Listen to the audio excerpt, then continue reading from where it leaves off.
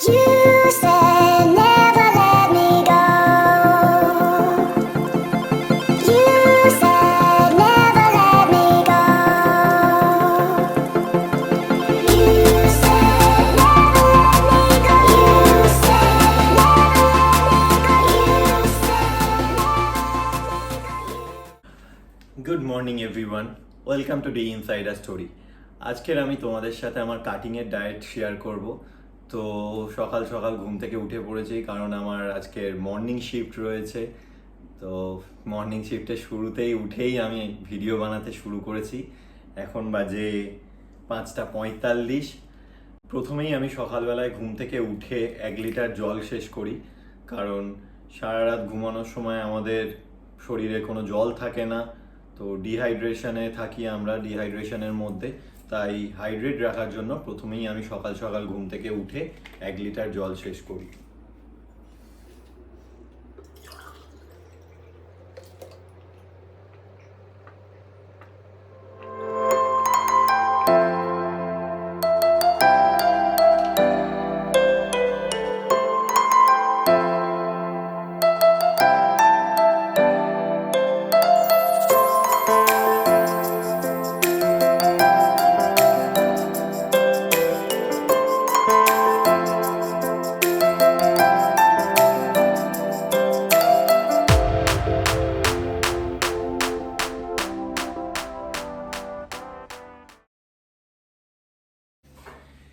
এরপরেই আমি সকাল সকাল ব্ল্যাক কফি উইথ লেমন নিয়ে নিই।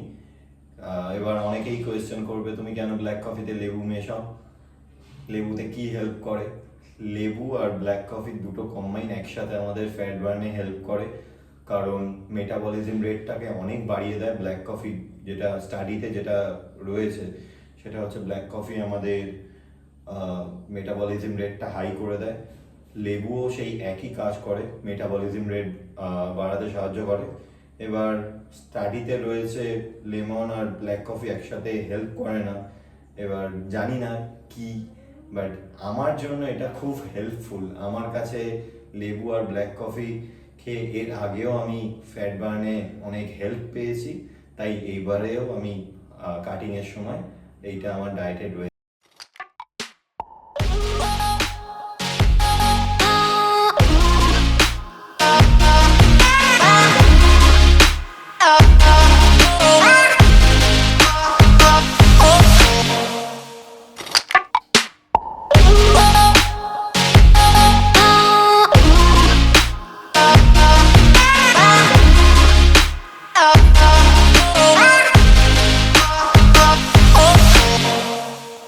এই হলো আমার মিল 1, 30 গ্রাম ওটস, জলেই বানানো।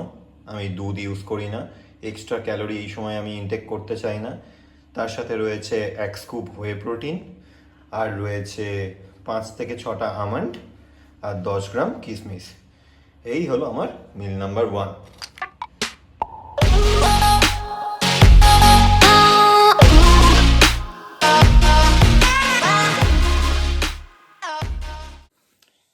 তো এখন বাজে হচ্ছে 10:55। আমি নিচ্ছি এখন আমার সেকেন্ড মিল। সেকেন্ড মিলে রয়েছে আমার 5টা এগ হোয়াইট, একটা হোল এগ, আর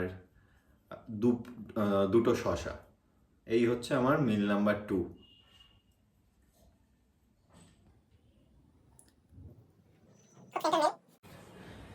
সো লাঞ্চের সময় হয়ে গেছে, এটা আমাদের মিল 3। মিল 3তে আমি নিয়ে থাকি হচ্ছে 100 gram brown rice, 250 gram chicken, আর স্যালাড। দেখতেই পাচ্ছ, চিকেন হচ্ছে বয়েলড চিকেন, যেটাতে 1 ফোঁটা তেল বা 1 ফোঁটা বাটার ইউজ হয়নি, পুরোটাই র চিকেন ব্রেস্ট, আর কিছু মশলা ইউজ করেছি সামান্য টেস্টের জন্য, না হলে খেতে অসুবিধা হয়। এই হচ্ছে আমাদের মিল 3। তো এইটাই হচ্ছে শেষ কার্বোহাইড্রেট মিল। এরপর আর কার্বোহাইড্রেট থাকে না আমার মিলে। আর ব্রাউন রাইস নেওয়ার কারণ হচ্ছে ব্রাউন রাইস হচ্ছে স্লো ডাইজেস্টিভ, ইনসুলিন স্পাইক কম হয়, তার জন্যই ব্রাউন রাইস নিই আমি। এই সময়টায় কাটিং টাইমে এমনি খাওয়া দাওয়া কম থাকে, তো যদি হোয়াইট রাইস কনজিউম করি ফাস্ট ডাইজেশন হয়ে যাবে, সেখানে আমার খিদে পেয়ে যেতে পারে, ইনসুলিন স্পাইকও হাই হতে পারে।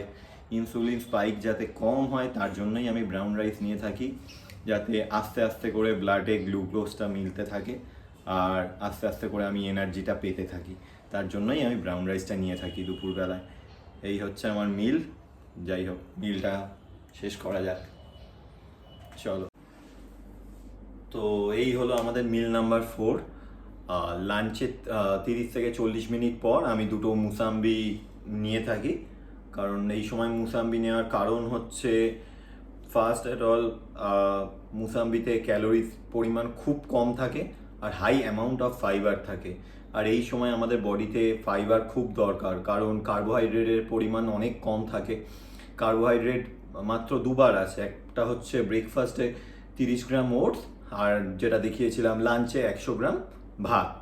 তো আর সারাদিনে তো সেরকম কার্বোহাইড্রেট নেই, তাই জন্য এই সময় ফাইবার খুব দরকার, না হলে কনস্টিপেশনের প্রবলেম হতে পারে। তাই আমি লাঞ্চের 30 থেকে 40 মিনিট পর দুটো মুসাম্বি, আর আজ বাড়িতে কিছু আঙুর ছিল তাই জন্য আঙুর নিয়ে যাচ্ছি।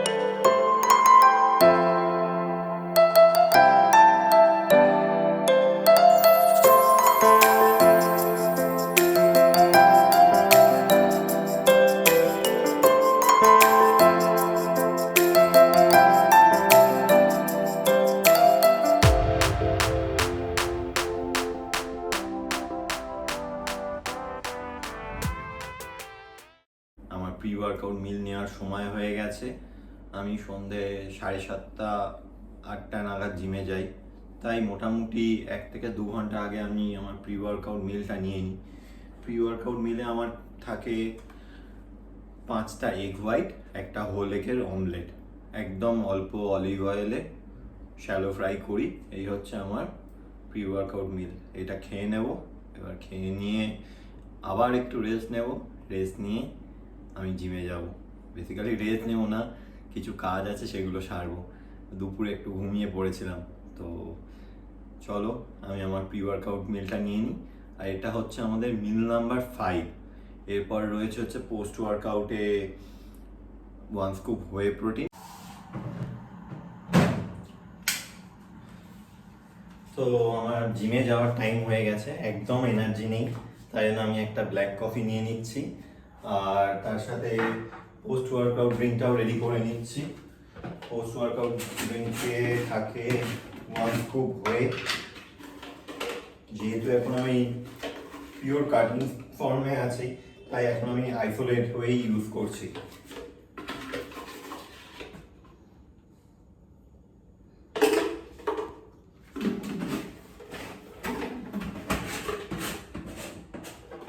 আর তার সাথে আমি নিয়ে নিচ্ছি 5 গ্রাম glutamine. You said never let me go. You said never let me go. You said never let me go. You said never let me go. You said never let me go. You said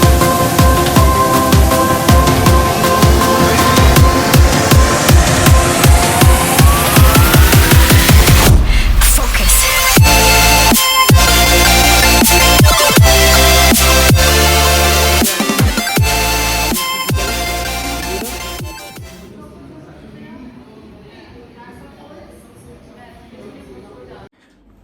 তো আমি gym করে বাড়ি চলে এসেছি, প্রচণ্ড খিদে পেয়ে গেছে।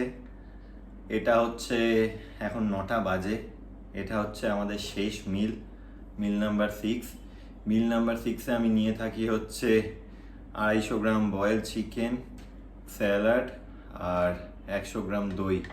দইটা নিই হচ্ছে প্রোবায়োটিক গুড ব্যাকটেরিয়ার জন্য, যাতে ডাইজেশনের ইমপ্রুভমেন্ট হয়, তার জন্যই নিয়ে থাকি। কারণ সারাদিনে কার্বের পরিমাণ তো খুবই কম, আর এত প্রোটিন কনজিউম করছি, ডাইজেশনও তো ইমপ্রুভমেন্ট দরকার, তার জন্যই দইটা নিয়ে থাকি। এই হচ্ছে সেই সেমই চিকেন, দুপুরে যেটা বানিয়েছিলাম সেমই চিকেন, রাতেও সেইভাবেই বানানো হয়েছে, without oil, without butter, pure boil chicken breast. ব্যাস এই হচ্ছে আমাদের শেষ মিল।